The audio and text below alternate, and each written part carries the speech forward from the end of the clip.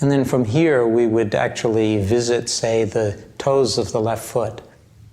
And then over time, through the body scan, we would allow the field of awareness to include the bottom of the foot and the heel and the top of the foot.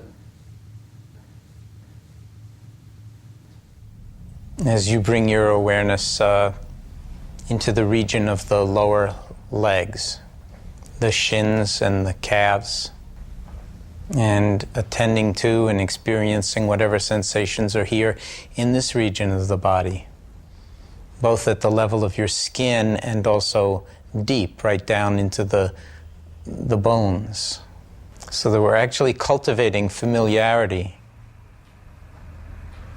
now with the knees. We're letting our awareness fill the entire lower region of the torso, from the belly to the lower back, and just breathing with the whole of it. We talk about the digestive fires, fire in the belly, or having a gut feeling. So just attending to the whole metaphorical and poetic dimension of this region of our body, the very kind of root of our emotional balance and well-being, the rib cage moving, and a sense of this region as kind of the region of the metaphorical heart as well, where so often we have feelings of lightheartedness or open-heartedness, or sometimes hard-heartedness or broken-heartedness.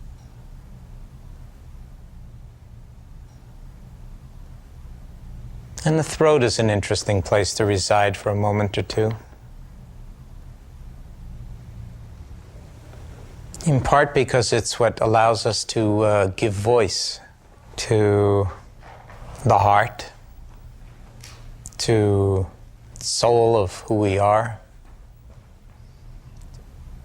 to find perhaps our own voice, to speak, and to speak truly. And moving into the region of the eyes, the eyebrows, the eyelids, and the forehead, the space between the eyebrows, and just sensing the whole of the head breathing.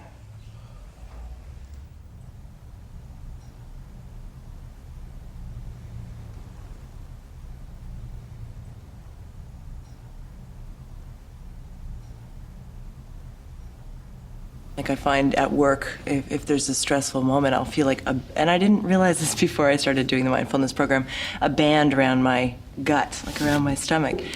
And it's an opportunity for me to say, oh, okay, what's that about? And then just breathe into it, and it just, and actually have my belly then move in and out. It's given me a skill that's allowed me now to locate points in my body that are tense. When there's either an inner stressor or an outer stressor, and I would say 75% of the time, which is fairly good for me, because I was like 0% before I learned this stuff. 75% of the time, I can let go of it, and it actually dissipates.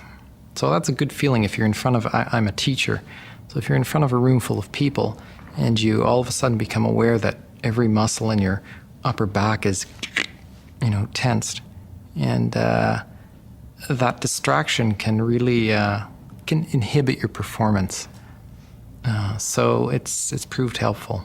So one of the hardest things for our patients to actually realize, but they do it fairly quickly because of the way we teach the body scan and sitting meditation and so forth, is that we're not trying to wall off their pain if they're in pain.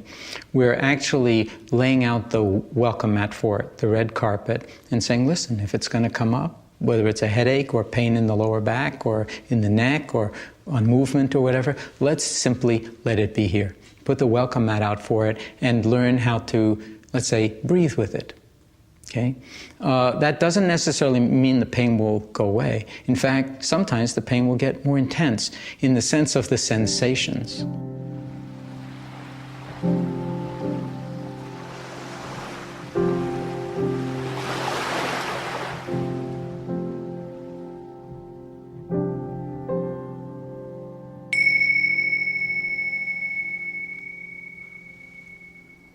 The beauty of the Hatha Yoga is it's just another form of meditation, and it introduces different ways of holding the body, and you can put movement into it, very much so, but at the same time, it's all just moment-to-moment, non-judgmental awareness, just as the sitting meditation would be, or the body scan.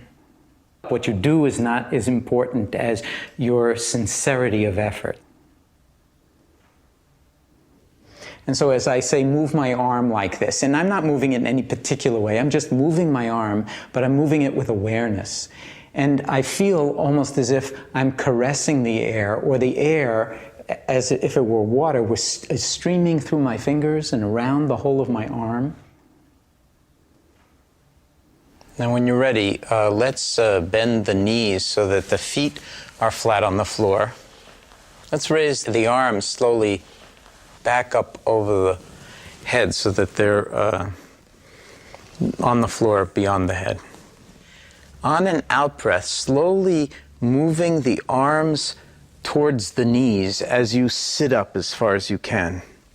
And just let the hands come up towards or over the knees. And then at your own pace, kelp-like, almost like a bed of kelp waving in the ocean, just going back and forth.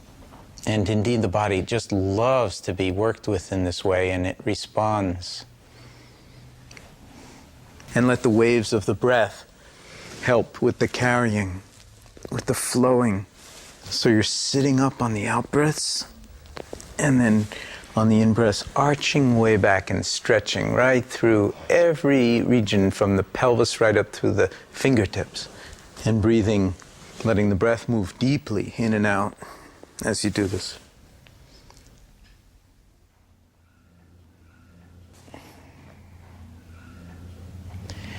Let's bend the left knee and put the left foot on the floor.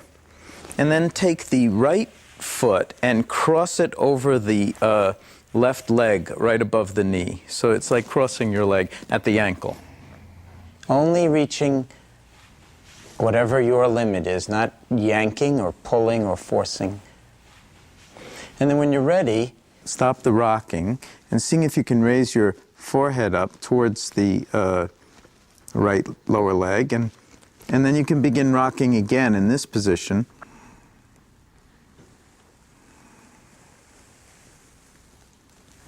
And this can be tremendously valuable for people who have lower back problems.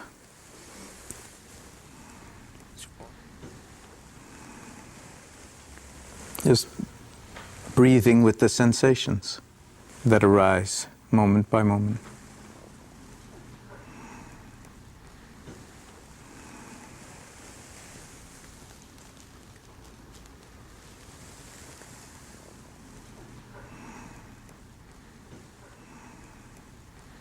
I've always done yoga, so I thought, oh, well, this is easy, I'll be able to handle this. But I hadn't done yoga in a mindful way. I had done yoga physically as part of a body program. So to incorporate it as a mindful practice is exhilarating. I love to do yoga that way.